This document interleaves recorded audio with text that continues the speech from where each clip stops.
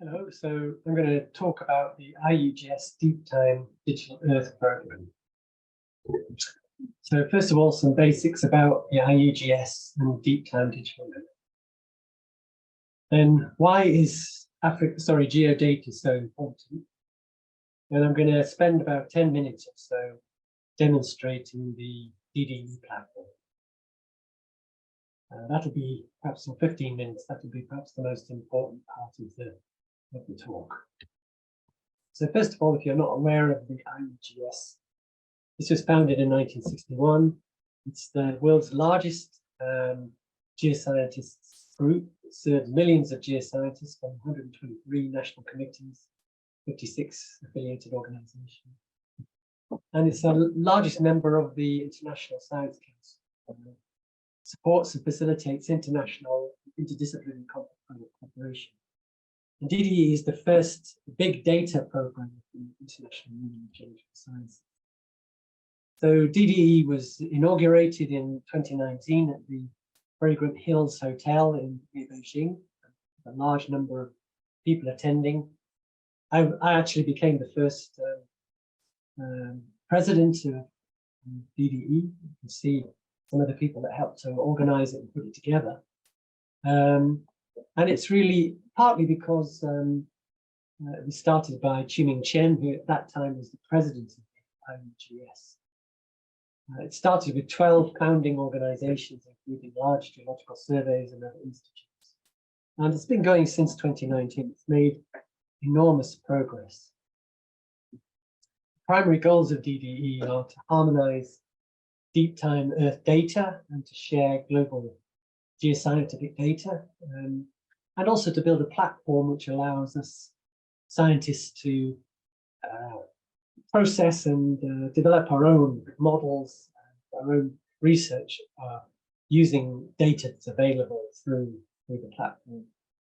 And it's all about data-driven discovery research as opposed to hypothesis-driven research. There are 4 themes which to do with materials, life, geography, and climate. But it's really focused on the deep time and the solid Earth. Perhaps the best way of illustrating DDE is this diagram, which has a particular resonance amongst geodetic data specialists. It was published a number of years ago. It's well known amongst geoscientists, and that is what's called the long tail. This is the idea that amongst geoscientists, amongst geological data, we have a small number of very large, well-established, structured, homogeneous data, mostly from sensors, volcanological data, seismological data, earthquake data.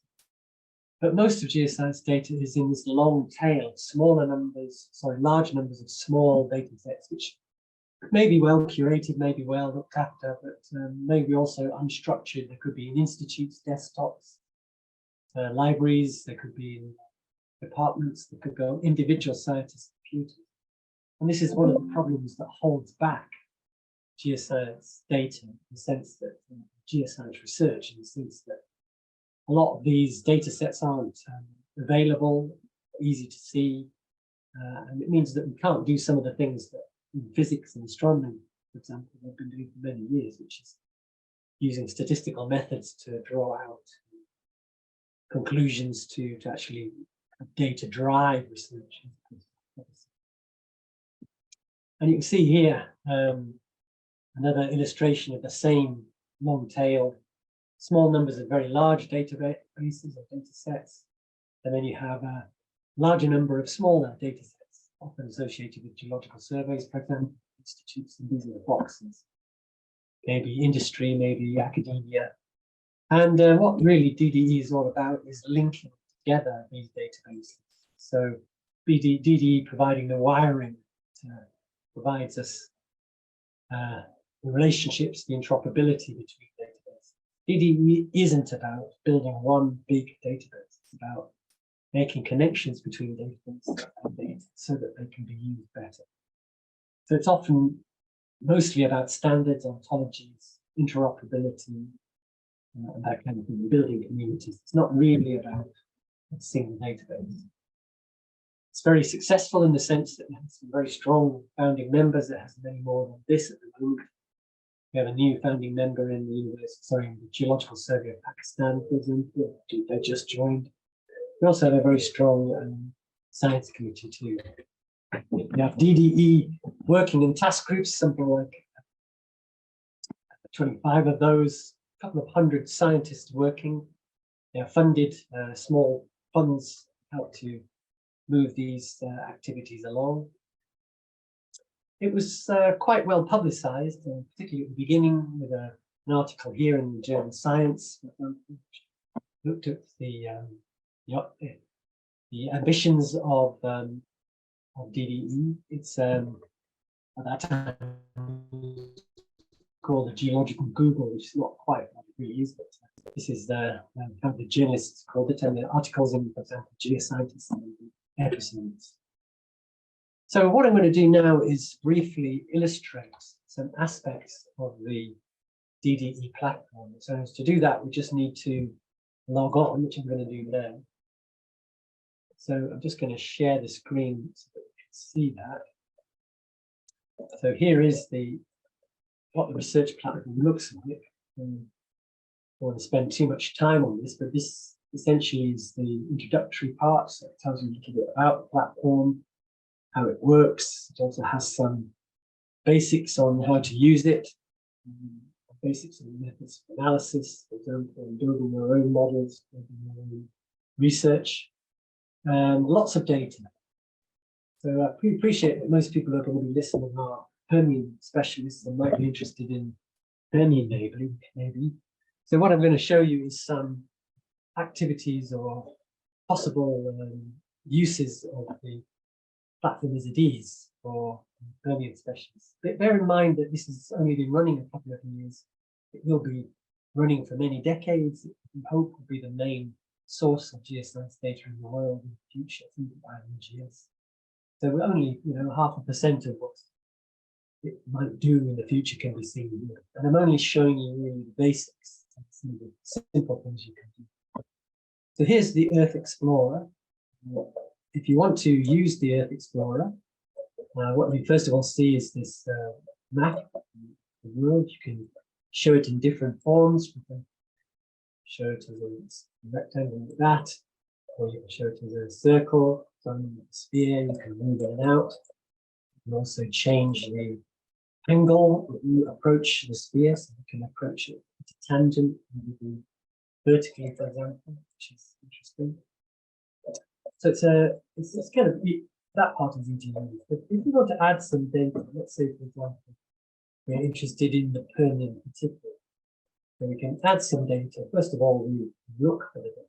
So there's an awful lot of databases here that are available. Let's take a look at paleogeography and paleoclimate. So here's one set of data. It's me et al. 2022 paleotemperature. If you click it here, you can see details of modeling, which shows you here's 55 snapshot simulation, but 20 million years. It shows data set resolution, which shows where it came from.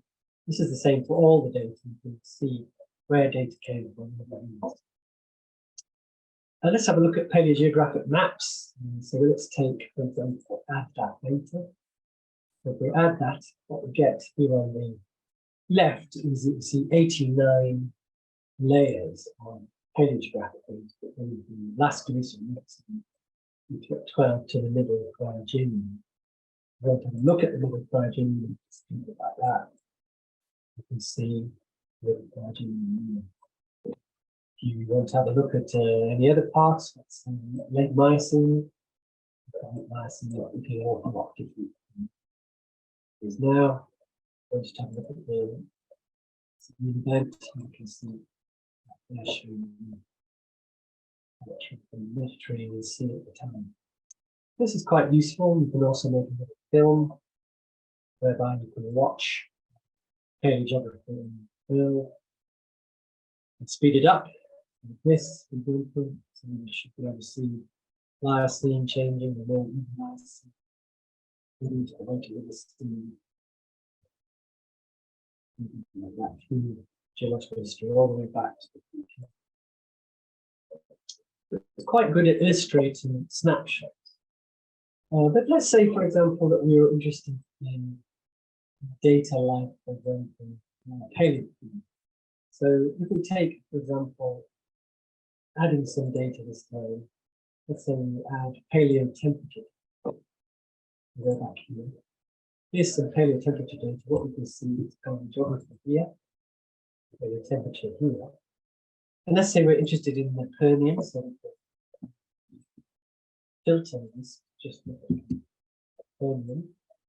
So we have that's Permian alone. So you can see here that the paleo temperatures from 250 to 300. We have a look, say at 260.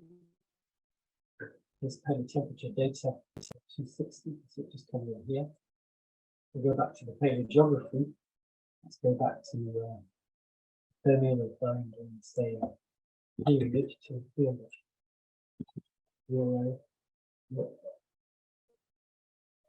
Go back to the paleogeography, and again we're at 260, and you can see the continual paleogeography, and then here you can see containing surface temperature. If we wanted to do, let's say, Saturnian, north, this is Saturnian, paleo temperature, we can do the same here. Saturnian 290. This is Saturnian.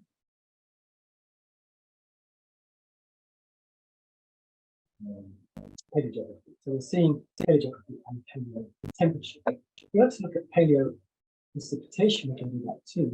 We can add the data like this. There's the data for paleo precipitation. Again, we have 55 layers, so we want to filter that. We can go from 300 to 50 this way. Submit it. Look, now we should be able to see three sets of them. This is the paleo temperature, precipitation, paleo temperature, and paleo geography. Again, we're interested in 290. That's 290. That's the paleo precipitation. So we can flip between the 290 paleo precipitation, paleo temperature, and paleo geography, which is quite useful. Let's now look at some other sources. Take a look at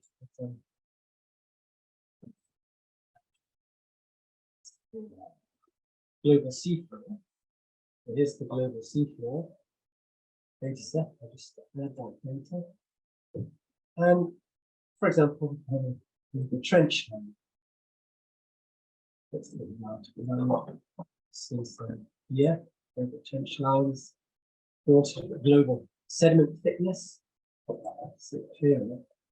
I can see all those are legend, isn't it? Actually, see the thickness of the sediment, which is color coded here in the data. Further off, we can have a look at global seamount distributions. On the seamount side, we look at global seafloor structure, which shows the efficient transform faults.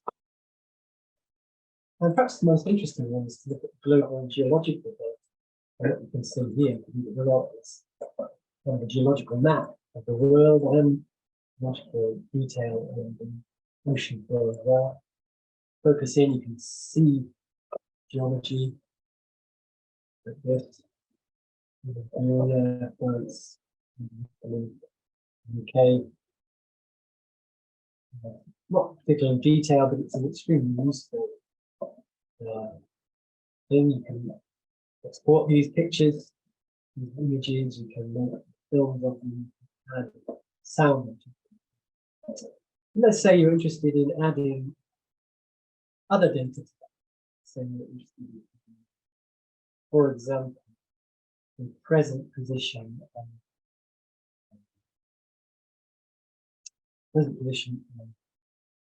vertebrate fossils.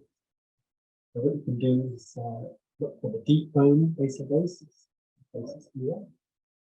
We add that database. That's fossil data showing virtual fossil data. And that is taking a little while to load a lot of data. And it is. Of course, we can add to that global geological data. So what we're seeing now is the global geological data and deep down. So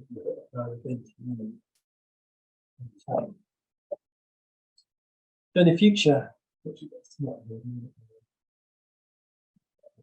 very rough and trying to for this. So now we have deep bone, that's vertebrate fossil locality data on top of geological reports in the UK. So these things can be very powerful. And again, really, what I'm showing you the most absolute basic things that the DDE platform can do. You can build your own models, your own research, linking data sets in a very sophisticated way. So let's have a quick look now at another part of the DDE program, which is actually quite different, and that is looking at DDE outputs. So let's just check that we can see this. So I'm just going to stop sharing and then share again. And here we have the DDE output part of the platform. What it shows you is ways of seeing outcrops, almost like a virtual field trip. So let's look at this one here. This is a section in China. See the outcrop here. You can move it around, turn it around as well. You can also look closely at it. Let's move it over more closely at the rocks. And it takes a little bit of time, but it will start to